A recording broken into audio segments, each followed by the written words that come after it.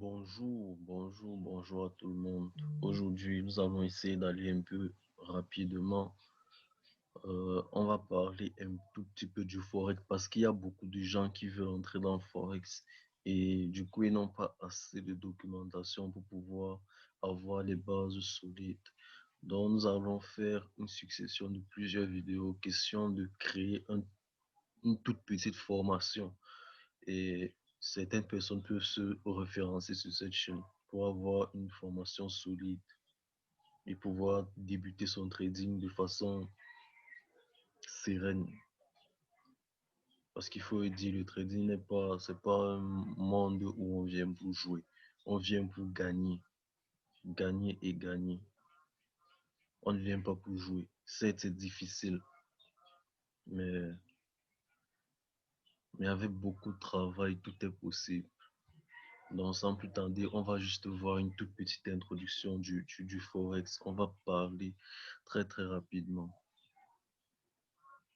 Alors, qu'est-ce que c'est que le Forex? Il faut savoir que déjà, le Forex, c'est l'un des plus gros marchés au monde. Chaque jour, il s'échange près de 5600 milliards de dollars en termes de devises. C'est énorme. Donc, on échange les devises. C'est un système qui fonctionne par paire. Par exemple, l'euro USD. Par exemple, sur la paire euro-USD, l'euro c'est la devise de base et l'USD c'est la devise de contrepartie. Acheter l'euro USD signifie tout simplement qu'on achète l'euro et on vend le dollar. Alors que vendre l'euro USD signifie qu'on vend l'euro et on achète le dollar. Bon, ça sont les particularités du Forex. On trade à la hausse comme on peut trader à la baisse. Le marché ouvert 24 heures sur 5. Ça veut dire quoi? Le marché, il est ouvert, on va dire, du dimanche soir au vendredi soir. Donc, dimanche soir, c'est 23 heures, 22h30. Et vendredi soir, ça ferme. Donc, 23 heures, 22h30. Cette plage horaire, c'est à ce marché que le marché du Forex est ouvert. Donc, il ouvre le dimanche soir et il ferme le vendredi soir. L'analyse graphique marche avec les figures chartistes. Bon, pas tout le temps, parce qu'il faut savoir qu'il n'y a aucune analyse graphique qui va marcher tout le temps. Mais c'est important de savoir faire cela. Le marché est ouvert à tout le monde. Le marché est difficilement manipulable. Ça, c'est un euphémisme. Parce que dans les vidéos suivantes, nous allons voir comment est-ce que les market makers fonctionnent. Comment est-ce que les banques piègent certains traders qui n'ont pas accès à une certaine connaissance. Il y a peu de données fondamentales à prendre en compte. Un fort effet de levier. L'effet de levier, c'est tout simplement l'effet de levier, c'est comment dire, c'est une particularité car c'est un broker, qu'offre c'est un broker de pouvoir prendre une position qui est, comment dire, plus conséquente, plus chère que notre capital. Mais c'est très dangereux, c'est un couteau à double tranchant. Comme il peut comme il peut vous faire rapporter beaucoup d'argent, il peut également vous faire perdre tout votre capital. Donc pour les petits capitaux, n'utilisez pas de fort effet de levier. Il existe des paires majeures, des paires mineures et des paires exotiques. Donc ça, ce sont les paires, les devises majeures. Les devises majeures. Il faut faire la différence entre devises majeures et paires majeures.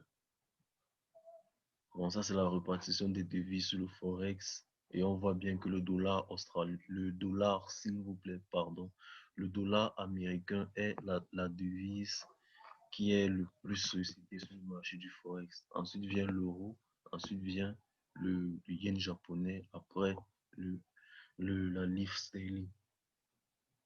Ce sont les paires de devises majeures. Les paires de devises majeures sont faites d'une devise majeure avec le dollar. Dans toutes les paires, dans toutes les paires de devises majeures, il y a le dollar à l'intérieur. Donc, on a 7 paires de devises majeures. Les devises mineures sont les paires de devises composées des devises majeures, à l'exception du dollar, tout simplement.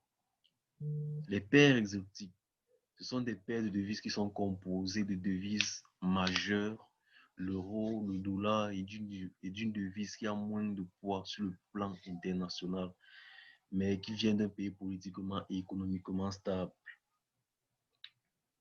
Donc ça, c'est un peu ça.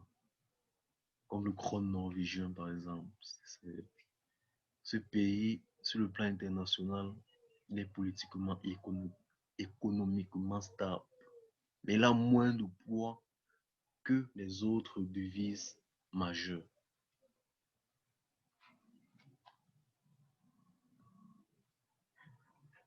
De l'autre, on a de l'autre, d'une devise majeure et d'une devise d'un pays émergent ou un pays en voie de développement, avec des conjonctures politiques et économiques plus fragiles, comme le règne sud-africain.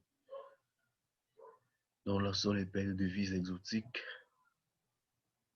Il y a beaucoup de traders qui sont passés maîtres dans l'art de trader ces paires de devises. Ils savent, parce qu'ils ont leur plan de trading. Leur plan de trading, ça marche avec ces paires de devises. Donc, s'ils se sentent à l'aise, tant mieux. Mais moi, particulièrement, je ne m'y sens pas très, très, très à l'aise. Principaux acteurs du marché, qui sont-ils?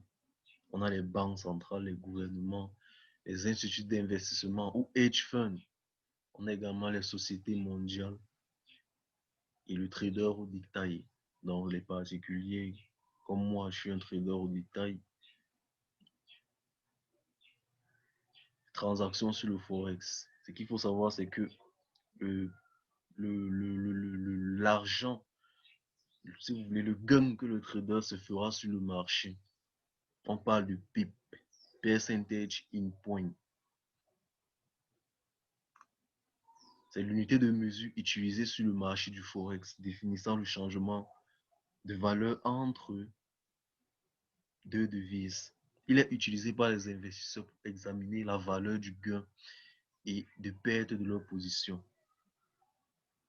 Donc, ce qui est plus important ici, c'est ça. Vous devez savoir que la plupart des devises sont cotées avec l'unité de la 4e décimale après la virgule. Mais ça peut être, dans certains cas, la 2e décimale. Ce deuxième cas de figure, c'est beaucoup plus sur des paires de devises qui contiennent du yen japonais. C'est là que nous pouvons avoir des devises qui sont cotées avec l'unité de la 2e décimale. Donc, si vous voyez le yen japonais sur une paire de devises, il faut savoir que le PIB va se calculer avec l'unité de la 2e décimale. Ah, là, c'est un exemple de l'euro USD. Vous voyez, 3 au niveau au niveau d'ici, à ce niveau.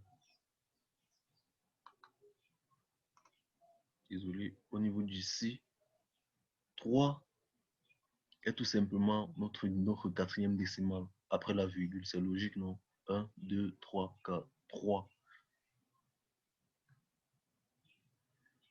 Et après, qu'est-ce qu'on est? Le prix va varier. Au niveau de la 4e décimale, on n'aura plus 4. On n'aura plus 3, s'il vous plaît, pardon. On n'aura plus 3, on aura maintenant 4. Et là, on va gagner un pip. On dit qu'on a gagné un pip. Si on avait 2 ici, on aurait perdu un pip.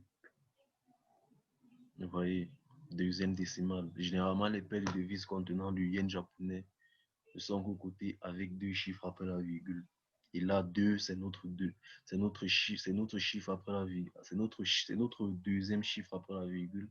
Et 3, après, on a notre 3, qui est notre 2e chiffre après la virgule. Donc, on quitte de 2 à 3, ce qui fait une variation de 1 pip. On dit qu'on a gagné 1 pip. Donc, celui qui est entré à l'achat a gagné 1 pip. Celui qui est entré en sell a perdu 1 pip.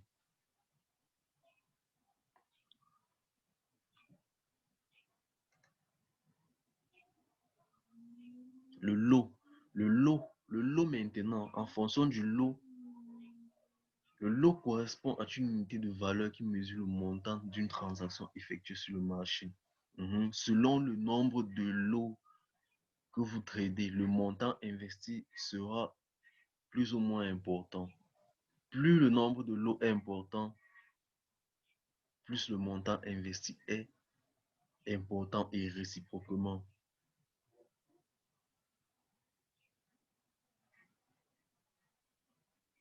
Voici les différents lots qu'on a. On a le lot standard, le lot mini et le micro lot.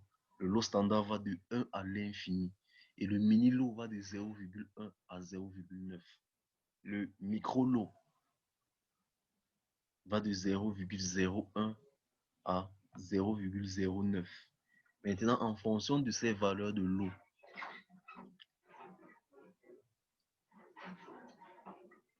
on pourra calculer notre gain en termes d'argent avec, avec les pips qu'on a eu à gagner. Par exemple, avec le lot de 1, on aura 10 dollars par pip gagné. Avec le lot de 0,1, on aura 1 dollar par pip gagné.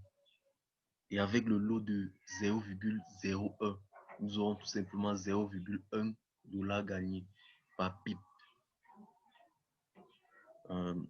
Donc, c'est généralement ça. Si vous avez des questions, n'hésitez pas à poser en commentaire et partager massivement. Le but ici est de faire en sorte que tout le monde puisse atteindre l'indépendance financière. Et donc, c'est un petit projet que nous avons mis sur pied. Et par la suite, il y aura d'autres vidéos pour essayer d'aider les débutants qui veulent entrer dans le trading.